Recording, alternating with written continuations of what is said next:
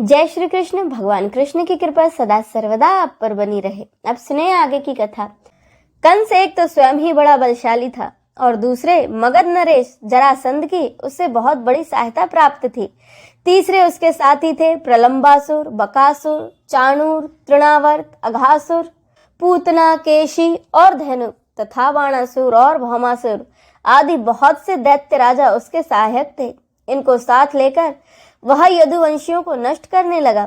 वे लोग भयभीत होकर कुरु, पांचाल, केकय, शाल, विदर्भ, विदेह और कौशल आदि देशों में जा बसे।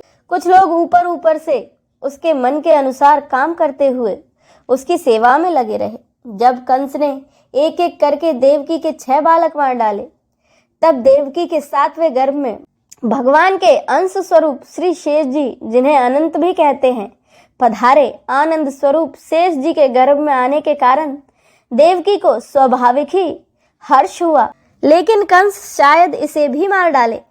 इस भय से उनका शोक भी बढ़ गया। अब सभी गुणों से युक्त वह सुहावना समय आया। रोहिणी नक्षत्र था। आकाश में सभी नक्षत्र, ग्रह और तारे शांत सौम्य हो रहे थे। दिशाएं प्रसन्न हो रही थी। आकाश में तारे जगमगा रहे थे। पृथ्वी चारों ओर से मंगलमय हो रही थी। नदियों का जल निर्मल हो गया। रात के समय में भी सरोवरों में कमल खिल रहे थे। वन में सूखे वृक्ष भी रंग बिरंगे फूलों के गुच्छों से लद गए। कहीं पक्षी चहक रहे थे तो कहीं भौरे गुनगुना रहे थे।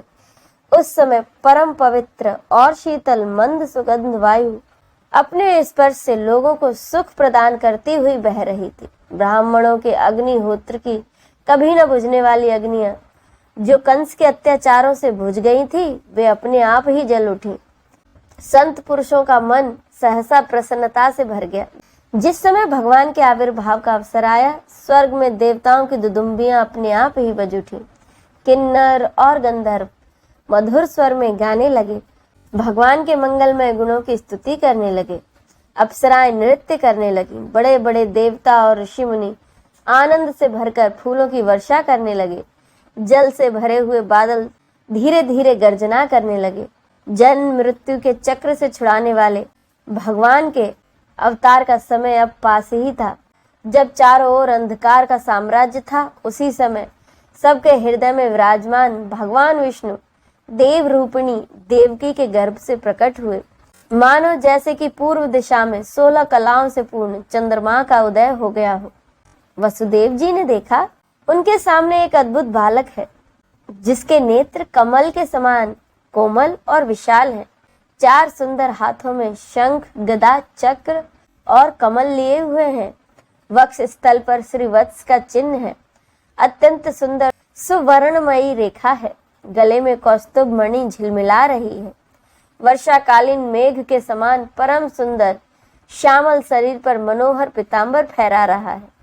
बहुमूल्य वैदुर मणि के किरीट और कुंडल की कांति से सुंदर सुंदर घुंघराले बाल सूर्य की किरणों के समान चमक रहे हैं। कमर में चमचमाती करधनी की लड़ियां लटक रही हैं। बाहों में बाजूबंद और कलाइयों में कंगन शोभामायन हो रहा है।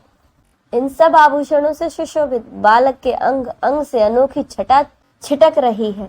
जब वसुदेव जी ने देखा कि मेरे पुत्र के रूप में तो स्वयं भगवान ही आए हैं, तब पहले तो उन्हें असीम आश्चर्य हुआ।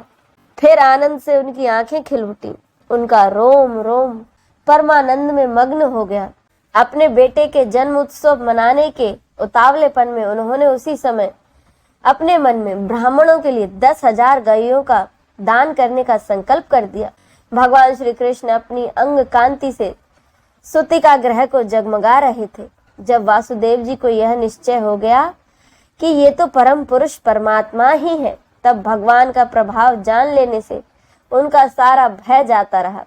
अपनी बुद्धि स्थिर करके उन्होंने भगवान के चरणों में अपना सिर झुका दिया और फिर हाथ जोड़कर वे उनकी स्तुति करने लगे।